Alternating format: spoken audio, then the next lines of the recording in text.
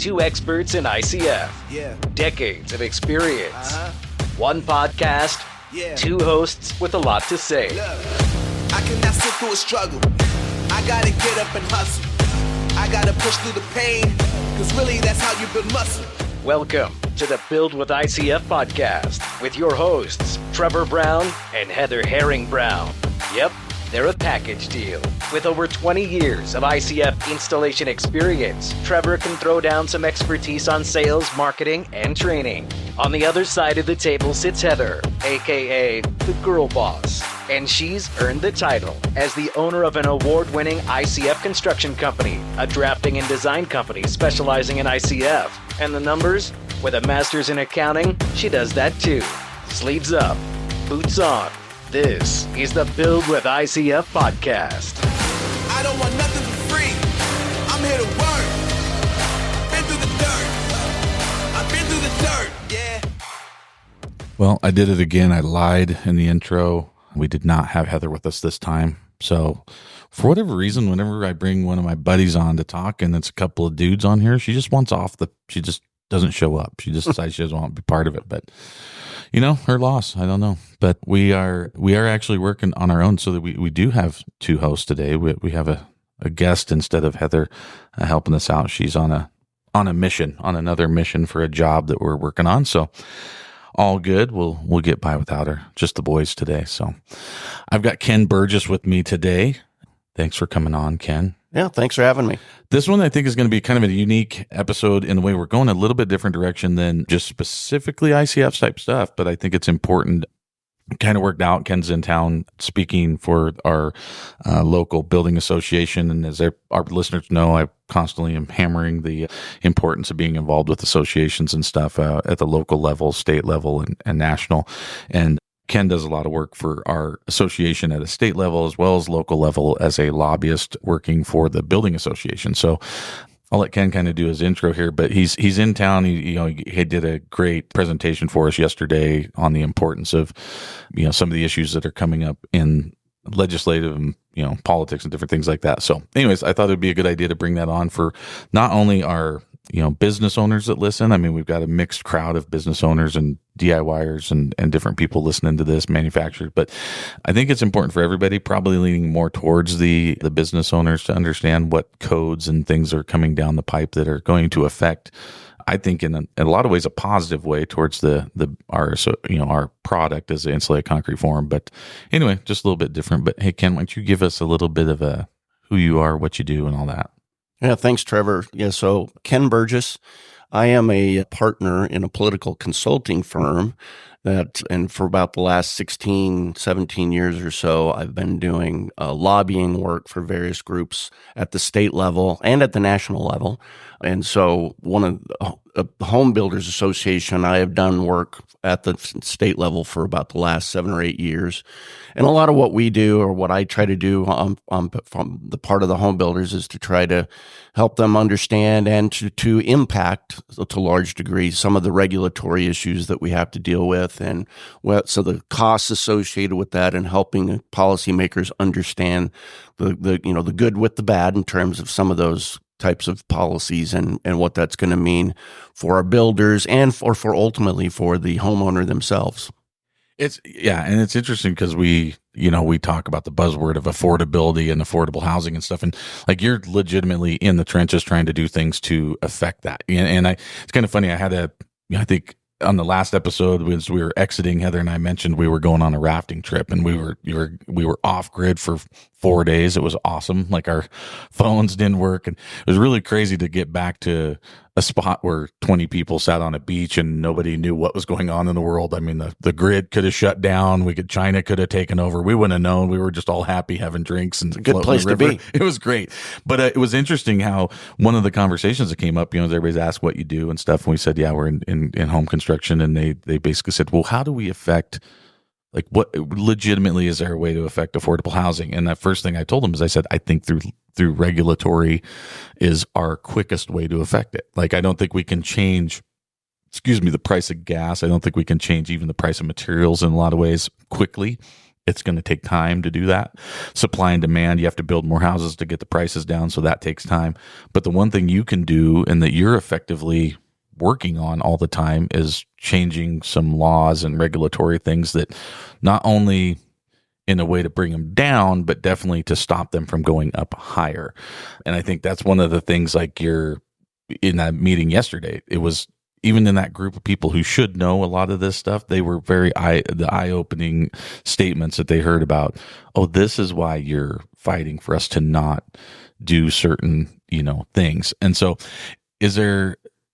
what are you seeing? Or, I mean, let's talk a little bit about like some of the bills and things that you fought where they're trying to move, like codes up. They're trying to be more particular about stuff that you guys are having to say, hey, this is going to make houses more expensive.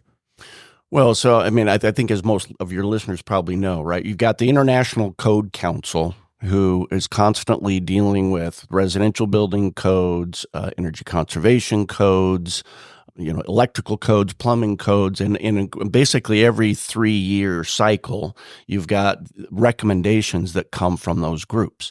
And there's a couple things that impact how those decisions are made. One is it kind of depends on the national politics, right? So in this case, where you've got, a Biden administration or a Democrat administration who is really keen on energy conservation and electrification, those tend to impact those discussions at the national level, along with, quite frankly, when you've got manufacturers who are trying to push a particular product, they get involved in all those discussions also, right? So you might have an insulation company, for example, who wants the requirement for the R values in a home to be increased.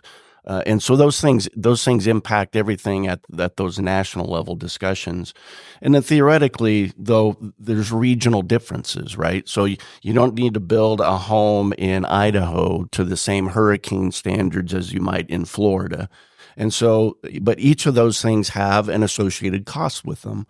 And I think what we try to help our folks here understand is that there is a cost associated with some of those things.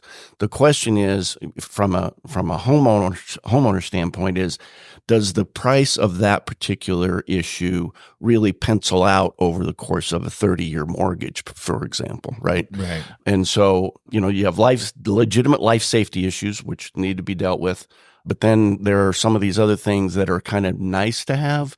But the question is, from a cost standpoint, is whether it really pencils out over the period of, the return that you might get on those things. And it's interesting. We had Carl Simpson on last episode, which you've met Carl, I believe, through the association and stuff. And it's one of those things where I think that if there is, a bone that sometimes gets into people start fighting over in our industry, especially, is the guys like Carl saying, you can get your money back this fast. And the one thing I really appreciate about Carl's breaking down for everybody, like how to get that money back directly, as far as like in rebates and different things and tax credits and stuff like that. That is effective. But when you really do just look at things, and I know we're going to get some comments back on this, so I'm ready for the heated the heated comments I'm going to get on but it is really hard sometimes to pencil out over 30 years. How many years is it going to take for that little bit that if we add a $30,000 solar system to our house, what is the savings per month? And then when you really pencil it out, it sounds really cool when you say, hey, you're going to save this much money every month, and you're like, wow. And then you go, well, how much does it cost? Oh, it's $50,000. Okay, if I divide 50,000 by that amount, how so I mean that's kind of the 30,000 square feet or 30,000 foot level view that you guys have of some of this stuff that you're having to educate people about. That word educate's come up a lot lately, because we're saying, a lot of this is just factual information that people just aren't educated on, right? So it's like math is math. $50,000 divided by this much savings every month takes you this many months. There's this many months in a year. It's math. Yep. So I think that there's some of that people have to be aware of when they're looking at this. We are definitely for making the most efficient house we can. That's why we're in this business. And it's definitely something that we know that our product plays well with. So it's like, okay, we're already efficient if you just don't put a thing in this house, right? But if you do something that's a little bit more effective as far as putting solar and radiant and stuff like that, it is beneficial. But we just are trying to, I guess the idea I want people to understand is we are trying to fight the we let the homeowner make that choice. That's exactly right. So it's the philosophical difference between making it a government mandate and making it the consumer's choice, right? And let the market drive it. Right. And we philosophically tend to lean toward letting the consumer and the market determine what ought to be done in that regard. Yeah. Well, I would love for you to pass a bill or get a bill passed that says every house has to be built with insulated concrete forms. That would be specifically brands I carry. There you go. Yeah, our industry would like it if you take that to a national level. Everybody listening here would love that. So, no, and it's kind of funny. We laugh and that sounds funny, but there's actual legitimate thing. Like you said, if you own insulate, there's lobbyists or people that are out there working for an industry saying we're going to push for this because we sell electric. That's exactly right. Electric appliances. So they give their lobbyists a lot of money to go get electrification stuff done to say gas is bad and everything else is good. So I think that there's, and like I said, we won't get into the politics of it, but if you really dig into some of the owners of a lot of these battery and solar companies, you'll find what political side they sit on, and you'll see why we're getting things passed so quickly. So it's just interesting. Another thing that I really wanted to hit on is, you're sitting here educating people on this, and a lot of our listeners are like, okay, well, that's great. How do we get involved in this kind of thing? And I think you're able to see it because you spend half of your time out, I'll say, with the people, and then you spend half your time with the politicians, right? You're the mediator between the two. You're the kind of the connectivity between the two.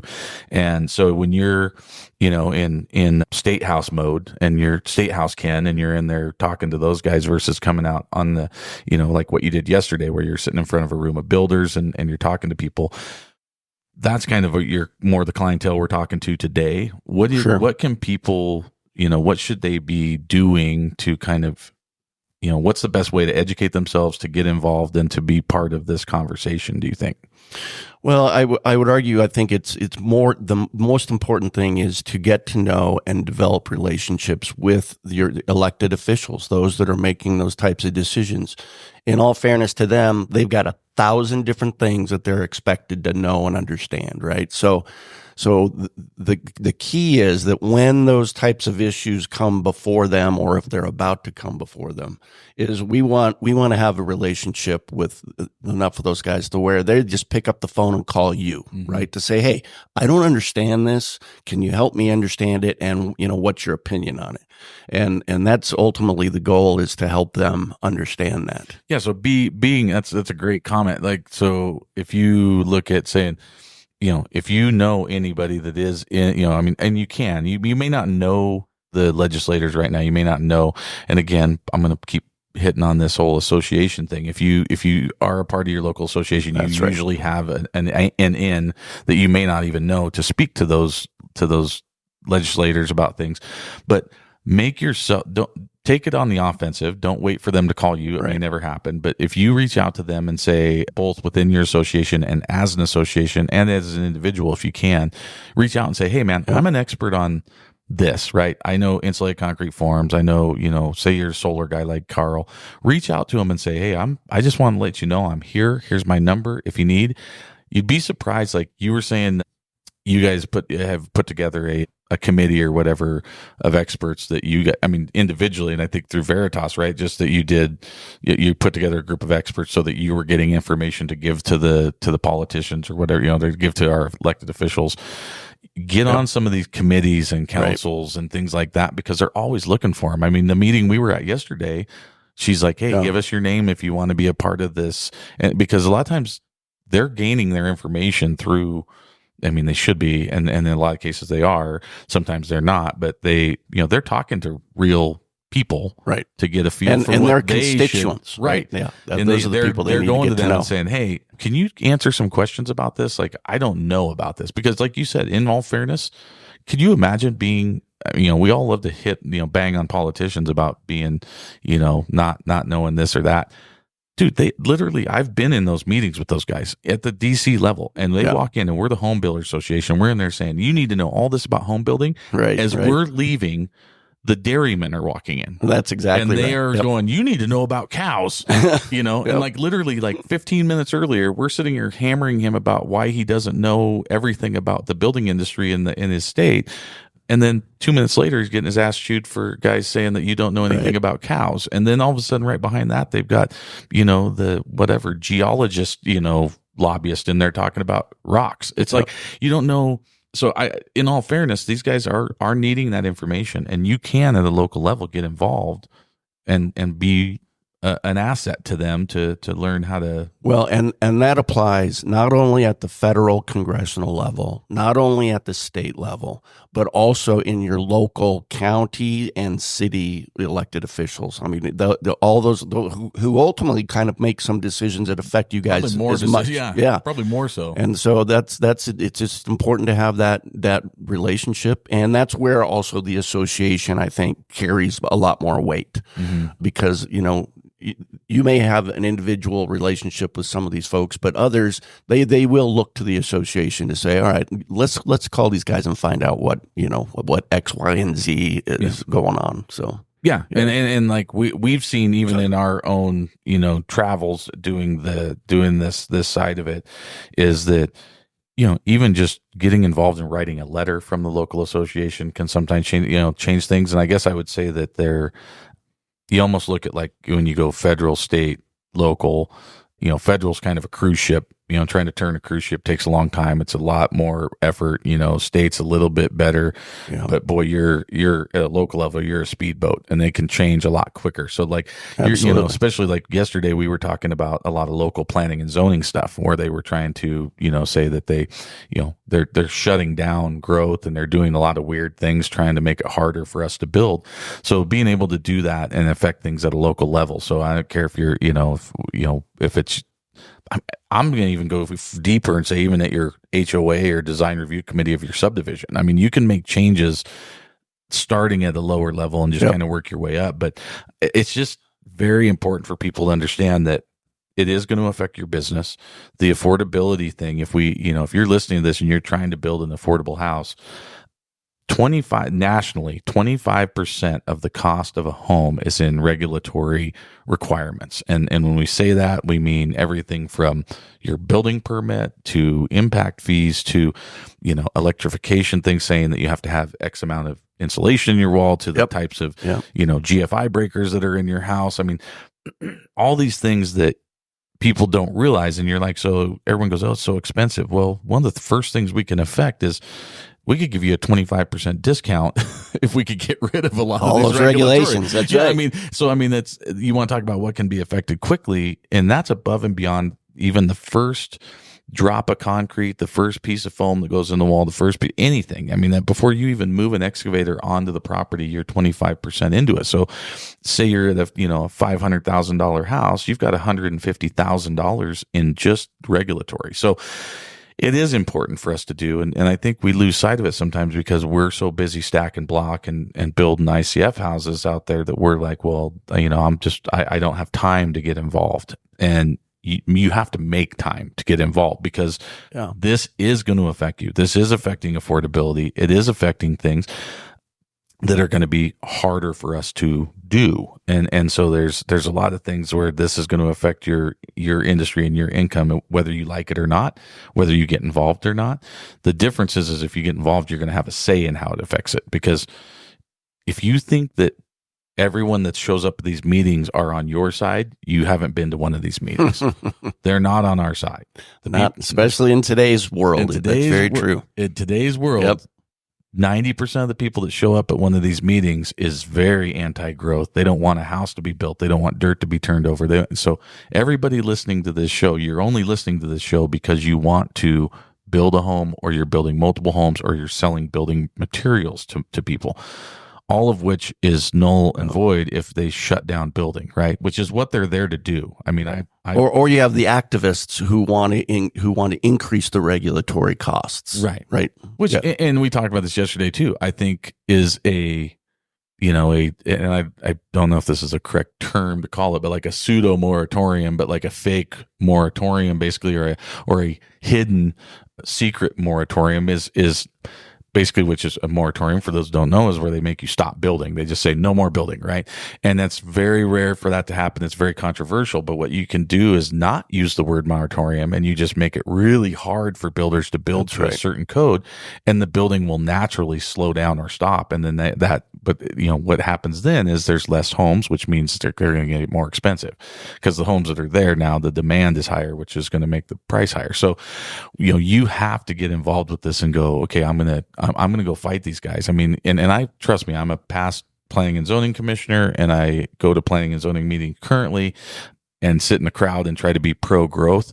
And it's me against 35 other people every time I stand up there. Oh. And I think that sometimes is intimidating for people, but people want to, people want to go and shut everything down. And if we don't step in and do that, so super important to be involved to get that done. But I don't know, it's something that I'm passionate about. That's what we, Heather and I both, Heather, as we've stated, she's our state president for the Building Association. I sit on the state board, and we both work on national stuff.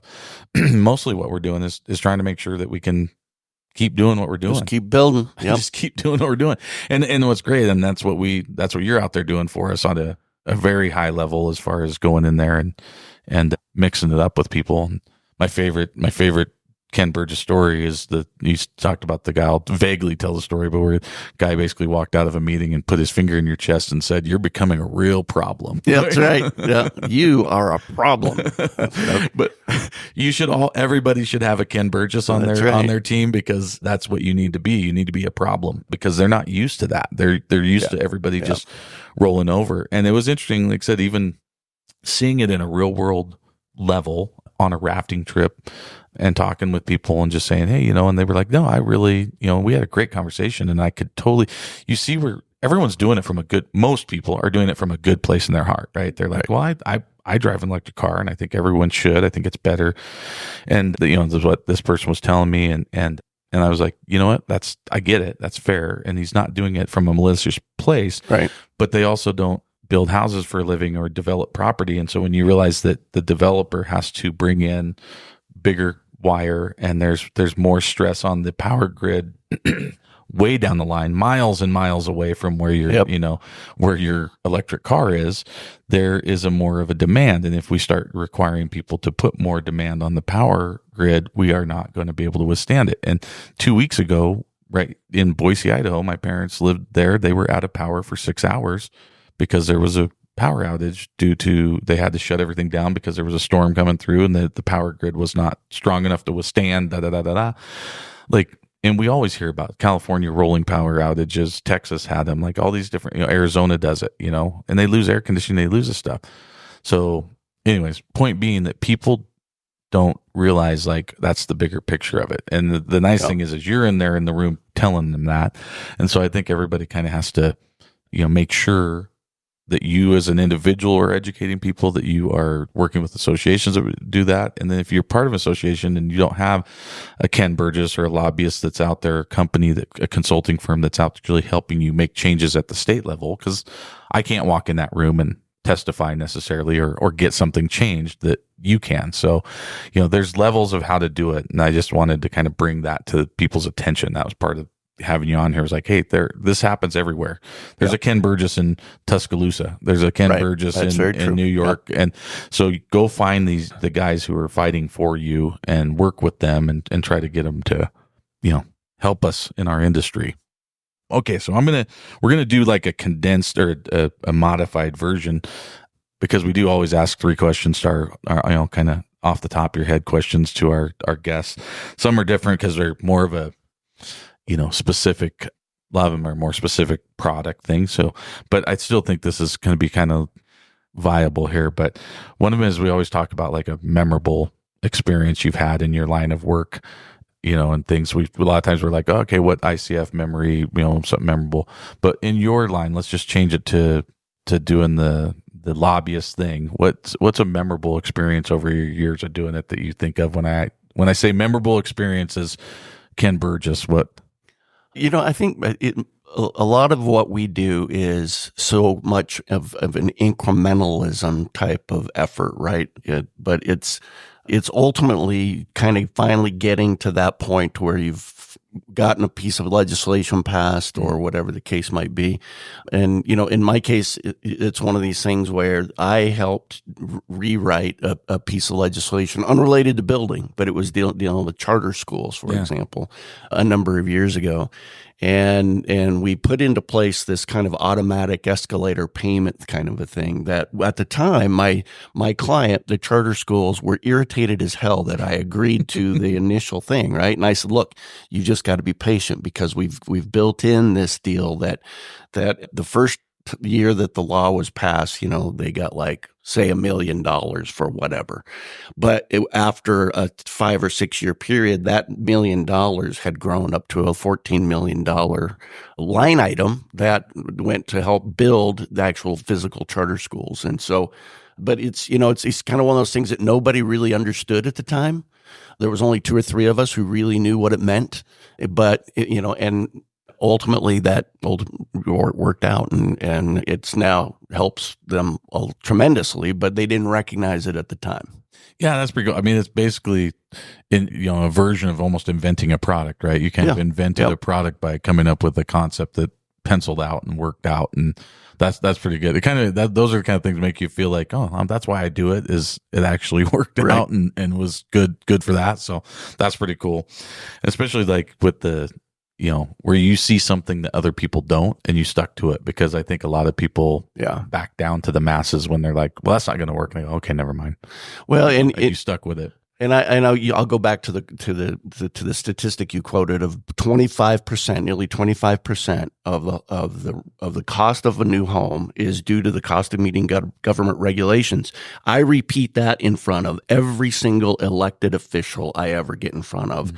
And, I recall just completely stunning an entire room full of legislators when I use that quote, and they're like, are you kidding me? Right. And it helps them understand. Right. It's like, they're the ones passing the laws. That's exactly right. They didn't even know. That's exactly right. That makes total sense. So do you see things, we always ask, like, what are you excited about in the future? And a lot of times with our ICF customers, they're like, oh, well, there's a new product coming out, or there's this.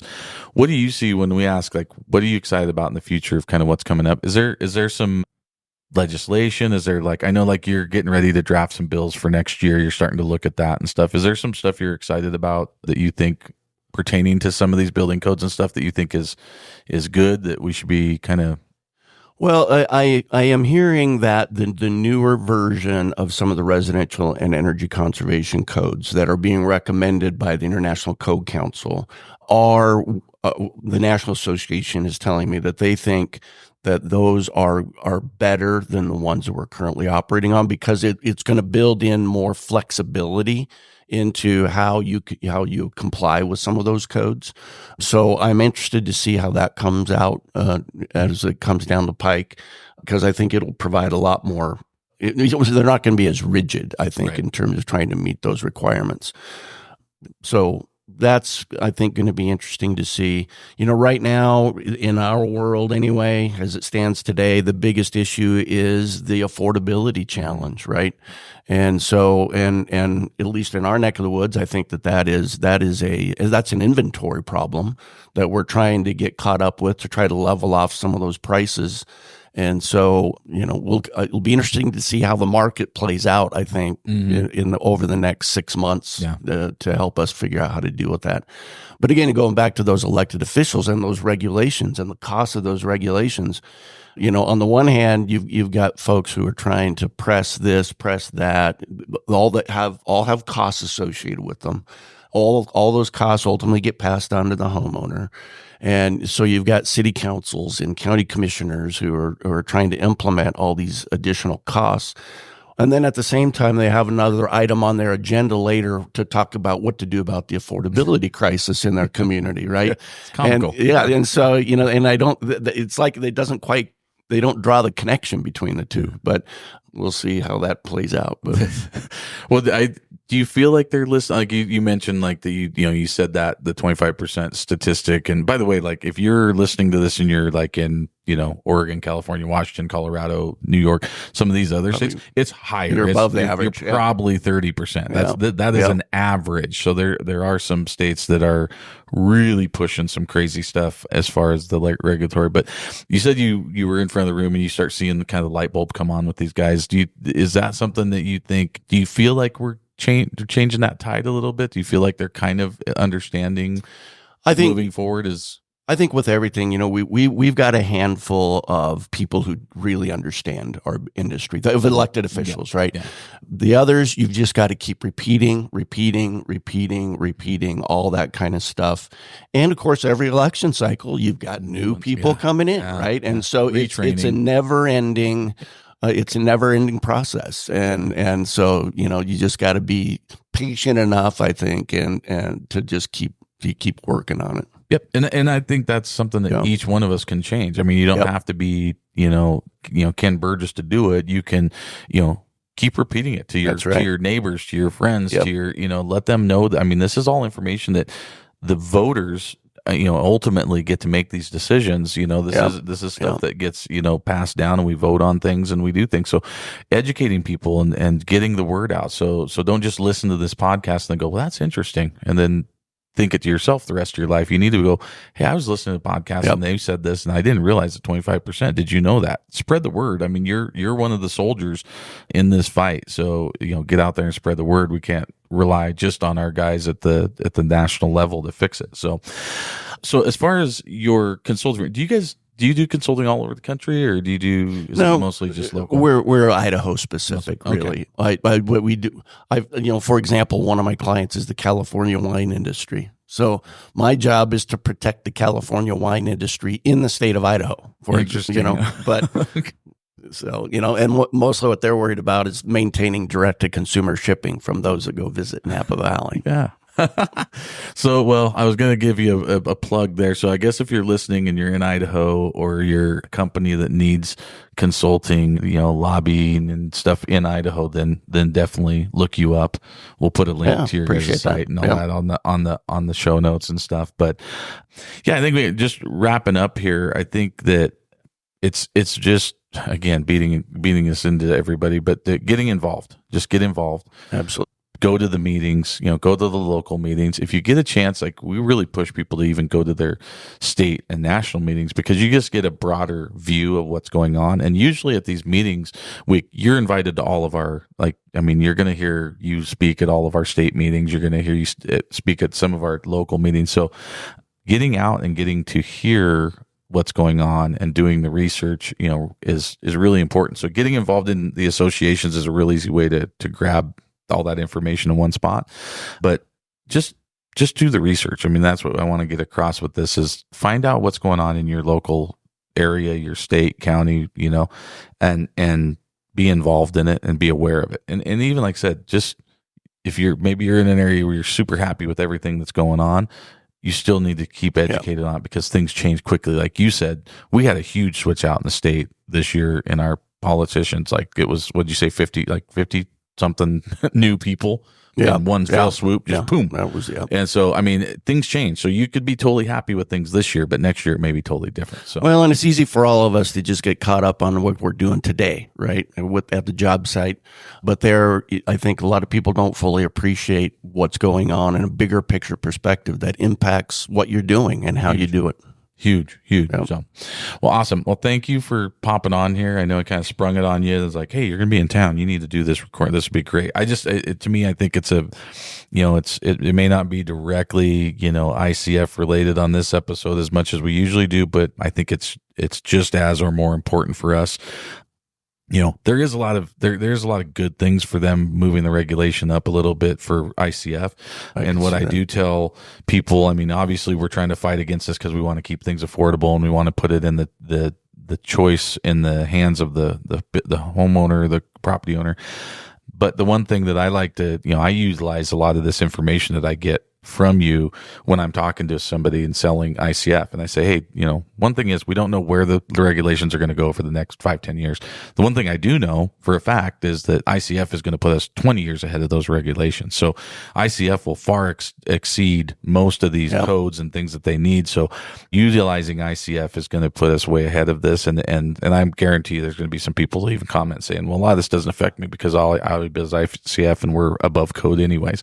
And that's true. But I think it's also good to know if you're selling ICF or you're looking at ICF even as a homeowner, that this is another good reason to have ICF, is all these things they're pushing to higher and higher codes. ICF exceeds all those. So little plug to get the ICF in there, but want to thank everybody for listening.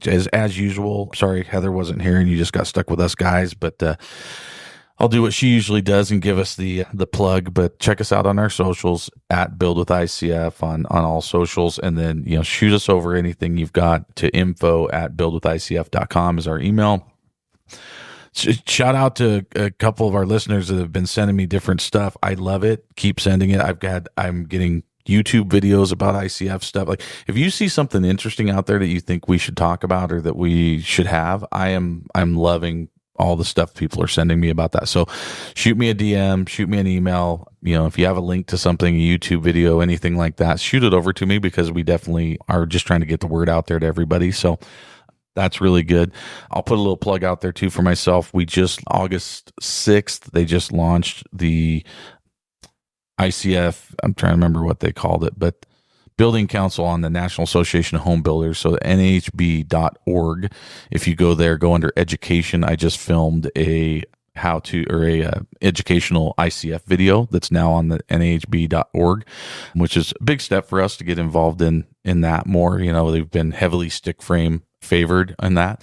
So it is live on the website. So hoping that you're a NAHB member, you can go to nhb.org, look up education and then ICF, and you'll find my video on there. So I think that's going to help drive people, and also utilize that video to, for anyone that's selling ICF, if you want to send that out to your clients and stuff. It's a very 101 basic. It's not too in depth about installing or anything like that. They just wanted me to come on and explain to people what is ICF and get it out there. So get that. I will actually I'll put a link to that in the show notes as well, so people can look at it. But other than that, I think that's everything. Keep sending us ideas. If you've got people you want us to interview, if you got things you want us to talk about on here, please shoot us over an email or a DM or whatever and let us know.